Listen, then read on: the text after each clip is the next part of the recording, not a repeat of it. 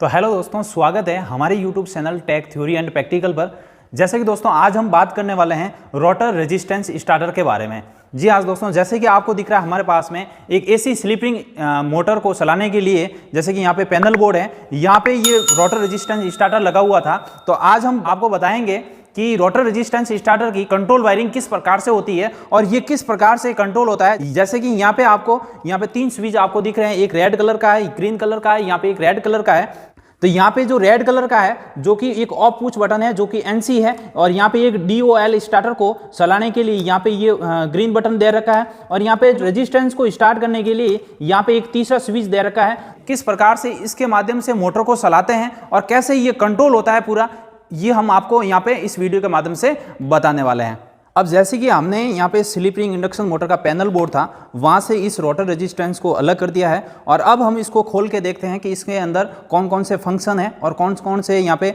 Contractor लगे हुए हैं, किस प्रकार से ये वर्क करता है ये बताते हैं आपको। जैसे कि मैं यहाँ से इसको ओपन कर देता हूँ, जैसे अंदर से मेरे पहले भी खोला हुआ था, तो इस हिसाब से यहाँ से अलग कर देते हैं।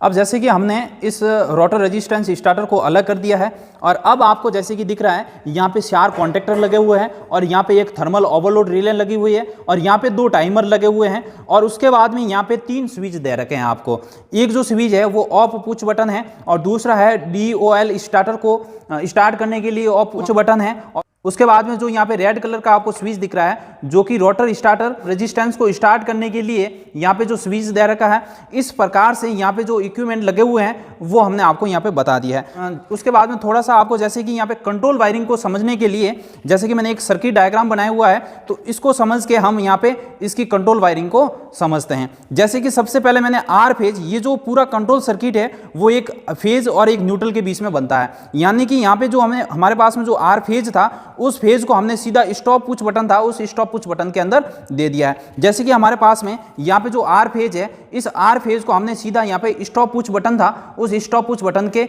एक सिरे के अंदर दे दिया, जैसे कि यहाँ पे लिखा हुआ है ऑफ पुश बटन। और उसके बाद में जो यहाँ पे जैसे कि देखेंगे ऑफ पुश बटन के दूसरा जो टर्मिनल है वहां से एक सिरा लेंगे और उसको सीधा यहाँ से जो जैसे कि लिखा हुआ है DOL starter start push switch है उसके अंदर देंगे। जैसे कि DOL स्टार्टर का स्विच ये है, तो इसके अंदर एक टर्मिनल कनेक्शन कर देंगे, यहाँ से एक दूसरा सिरा लेके यहाँ पे हमने जो DOL स्टार्टर का पुश बटन था उसके अंदर यहाँ पे कनेक्शन कर दिया है। उसके बाद में आपको यहाँ पे ध्यान रखना है, एक सिरा तो जाएगा DOL स्टार्टर का जो पुश बटन है उसके अंदर, और दूसरा सिरा जाएगा जो कि कॉन्टैक्टर फर्स्ट है, उस कॉन्टैक्टर फर्स्ट है उसके एक टर्मिनल के अंदर यहाँ पे कनेक्शन दे देंगे। जो 13 नंबर पॉइंट है वो NO टर्मिनल कहलाता है, ठीक है ना। तो यहाँ पे NO टर्मिनल कौन सा है, जैसे कि कॉन्टैक्टर फर्स्ट ये है और इसका NO टर्मिनल जैसे कि यहाँ पे दे रखा है 13 नंबर और 14 नंबर, तो इसके अंदर यहाँ पे कनेक्शन कर देंगे। जैसे कि यहाँ पे ऑफ पुश बटन था, उस ऑफ पुश बटन में से एक सिरा यहाँ पे लेके जा रहे हैं, सीधा यहाँ पे कॉन्टैक्टर फर्स्ट है उसके NO जो टर्मिनल दे रखा है 13 नंबर, वहां से हम कनेक्शन कर लेते हैं, जैसे कि इसमें यहाँ पे किया हुआ है। उसके बाद में यहाँ पे देखते हैं कि जो हमारे पास में DOL स्टार्टर है उस पुश बटन का अगला जो सिरा है वहां से कनेक्शन कहाँ पे होता है। जैसे कि यहाँ से सीधा हम कनेक्शन करते हैं, एक थर्मल ओवरलोड रिले लगी हुई है उसके ऊपर कनेक्शन कर लेते हैं। जैसे कि हमारे पास में मैंने आपको बताया था ये DOL स्टार्टर का पुश बटन है, तो यहाँ पे इसके सेकंड जो सिरा है वो सीधा कनेक्शन कहाँ होगा, ये हमारे पास में एक थर्मल ओवरलोड रिले लगी हुई है उसके साथ में कनेक्शन कर देते हैं। उसके बाद में आगे आपको ध्यान देना है कि जैसे कि यहाँ से ये कनेक्शन कर दिया है, उसके बाद में जो थर्मल ओवरलोड रिले का सेकंड सिरा है वहां से कनेक्शन सीधा हो जाएगा, कॉन्ट्रैक्टर का जो A2 सिरा है वहां से कनेक्शन कर देंगे। जैसे कि हमारे पास में ये कनेक्शन कर दिया था यहाँ पे जो 95 सिरा था, उसके बाद में 96 सिरे से हम सीधा एक वायर लेके जा रहे हैं। जैसे कि ये वायर है हमारे पास में, यहाँ से नीचे की साइड में A2 सिरा है, उस A2 सिरे के साथ में कनेक्शन कर देंगे। जैसे कि मैं आपको खोल के बता देता हूँ कि नीचे की साइड में जैसे कि यहाँ पे लिखा हुआ है A2 सिरा दिख रहा है आपको, यहाँ पे A2 से हमने कनेक्शन कर दिया है। यहाँ पे आप देख रहे हो थर्मल ओवरलोड रिले का जो 96 सिरा है उसका कनेक्शन कर रहे हैं हम। जो हमारे पास में कॉन्टेक्टर ए है उस कॉन्टेक्टर ए के A2 सिरे से कनेक्शन कर दिया है। उसके बाद में हम आगे देखते हैं वापस इस सर्किट डायग्राम के अंदर, ये जो यहाँ पे थर्मल ओवरलोड रिले से एक सिरा गया वो सीधा जा रहा है यहाँ पे कॉन्टेक्टर फर्स्ट का जो 14 नंबर सिरा था NO उसके साथ में यहाँ पे कनेक्शन कर लिया है। ठीक है, जैसे कि यहाँ से लेके हमने यहाँ पे कनेक्शन कर दिया है। उसके बाद में जो 14 नंबर सिरा था, ठीक है ना, कॉन्टेक्टर फर्स्ट का जो NO 14 नंबर सिरा है वहां से एक सिरा जाएगा सीधा रोटर स्टार्ट पुश स्विच में एक सिरा जाएगा। तो यहाँ पे एक 14 नंबर सिरा है, यहाँ से एक सिरा जा रहा है, जैसे कि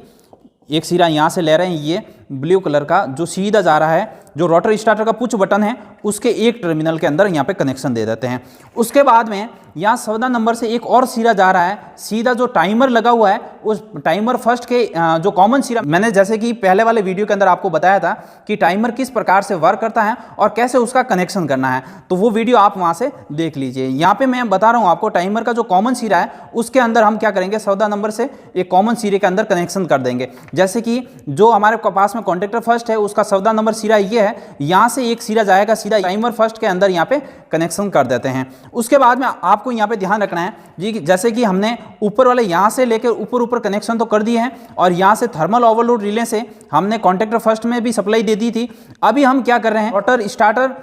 स्टार्ट पुश बटन है उसका सेकंड सिरे से हम सीधा कहाँ कनेक्शन करेंगे, कॉन्टेक्टर 2 के है उसके A2 से कनेक्शन कर लेंगे। जैसे कि हमारे पास में ये रोटर स्टार्टर पुश बटन है तो इसका सेकंड सिरा हम कहाँ पे कनेक्शन कर रहे हैं, जो हमारे पास में कॉन्टेक्टर 2 है उसके A2 सिरे से। तो यहाँ पे आप जैसे कि देख रहे हो पीला वाला वायर, यहाँ पे कॉन्टेक्टर 2 ये है तो इसके A2 सिरा है वो यहाँ से कनेक्शन कर लिए हैं। उसके बाद में आपको यहाँ पे ध्यान रखना है कि यहाँ पे A2 से कनेक्शन करने से पहले वहाँ पे उसी से एक सिरा लेके जाएंगे, जो कॉन्टेक्टर 2 है उसका एक NO सिरा है 13 नंबर और 14 नंबर, तो हम क्या करेंगे 14 नंबर टर्मिनल से उसका कनेक्शन कर देंगे। कनेक्शन यहाँ पे इसलिए कर रहे हैं क्योंकि इस कॉन्टेक्टर को होल्ड रखने के लिए, जैसे हम पुश बटन को एक बार दबाएंगे, दबाने के बाद में छोड़ने के बाद में वापस होल्ड करने के लिए हम क्या करें, यहाँ पे कॉन्टेक्टर 2 का जो NO टर्मिनल ले रहे हैं 13 नंबर और 14 नंबर, जहाँ से ये सप्लाई यहाँ पे आएगी। तो यहाँ पे जैसे कि देख लेते हैं कि जैसे कि सबसे पहले मैंने A2 से जोड़ा था, A2 से वापस मैंने यहाँ पे 13 नंबर टर्मिनल से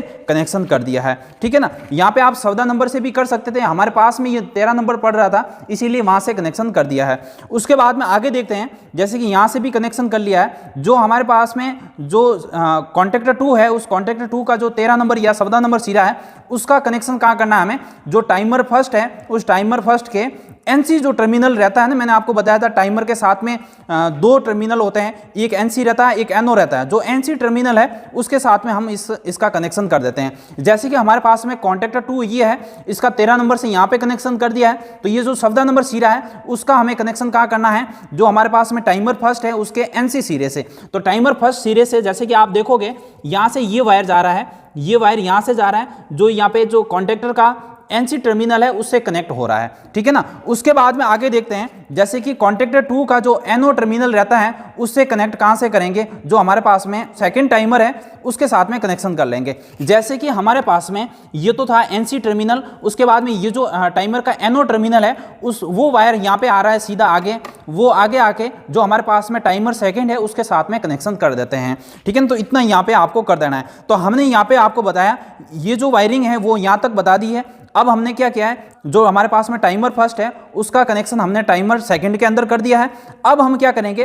टाइमर सेकंड के साथ में जो NC टर्मिनल है उसका कनेक्शन हम करेंगे कॉन्टेक्टर 3 के साथ में A2 के साथ में करेंगे। तो यहाँ पे जैसे कि देख रहे हो आप, तो इस टाइमर सेकंड का जो NC टर्मिनल है जैसे कि पीला वाला आपको दिख रहा है, तो उसका कनेक्शन हम कहाँ से कर रहे हैं, जैसे कि ये कॉन्टेक्टर 3 है तो इस कॉन्टेक्टर 3 के A2 सिरे से, A2 सिरा यहाँ पर भी दे रखा है और यहाँ पर भी। आपको ये ध्यान रखना है, जो भी कॉन्टेक्टर है उसका A2 सिरा दोनों साइड में दे रखा होता है, जो A1 सिरा है वो एक साइड में होता है। तो A2 यहाँ से भी कनेक्शन कर सकते हैं या फिर यहाँ से भी कनेक्शन कर सकते हैं। तो मैंने क्या किया, यहाँ पे NC सिरा था ना, वो कॉन्टेक्टर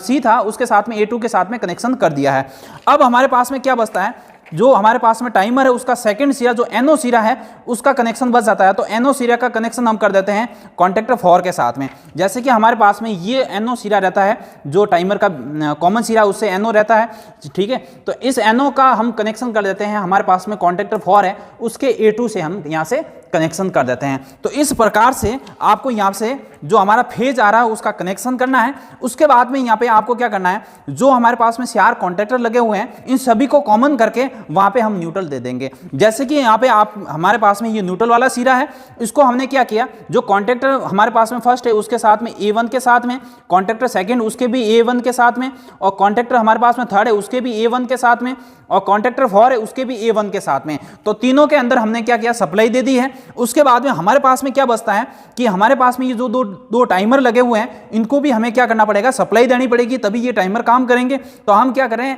यहां से एक न्यूट्रल लेके आते हैं, इस न्यूट्रल को दोनों टर्मिनल पे दे देते हैं। यहां पे जो हमारे पास में टर्मिनल 2 है और यहाँ पर भी इस टाइमर फर्स्ट का भी टर्मिनल 2 है, इन दोनों के अंदर हम क्या कर रहे हैं, यहाँ पे न्यूट्रल दे देते हैं। और न्यूट्रल कैसे देते हैं, सप्लाई किस प्रकार से टाइमर में देते हैं, वो भी हमने आपको पिछले वीडियो के अंदर बता दिया था। उसके बाद में यहाँ पे न्यूट्रल देने के बाद में फेज भी देना पड़ेगा। तो फेज देने के लिए हम क्या कर रहे हैं, जैसे कि जो हमारे पास में NO टर्मिनल था जो मेन कॉन्टैक्टर का, उसके 14 नंबर टर्मिनल से जैसे कि मैंने आपको बताया फेज दिया था टाइमर फर्स्ट में, तो उस टाइमर फर्स्ट से वापस कॉमन करके हम क्या कर रहे हैं, इसमें जो हमारे पास में टाइमर सेकंड है उसके साथ में यहाँ पे 7 नंबर पॉइंट से कनेक्शन कर देते हैं। जैसे कि मैंने आपको पूरा प्रोसेस बताया कि जो हमारे पास में रोटर रेजिस्टेंस है उसका कनेक्शन किस प्रकार से किया जाता है, आप यहाँ पे सर्किट डायग्राम को पूरा समझकर यहाँ पे इस कनेक्शन कर सकते हो जैसे कि मैंने आपको बताया है। उसके बाद में हम अगली वीडियो के अंदर आपको बताने वाले हैं कि ये जो हमारे पास में रोटर रेजिस्टेंस स्टार्टर है उसकी पावर वायरिंग किस प्रकार से होती है, जो हमारे पास में रेजिस्टेंस होता है और स्लिप रिंग मोटर के जो कनेक्शन होते हैं उसके साथ में कैसे कनेक्शन करते हैं और कैसे स्लिप रिंग मोटर को स्टार्ट किया जाता है, वो हम आपको अगले वीडियो के अंदर बताने वाले हैं। तो इसी के साथ में जय हिंद जय भारत, मिलते हैं अगले वीडियो के अंदर।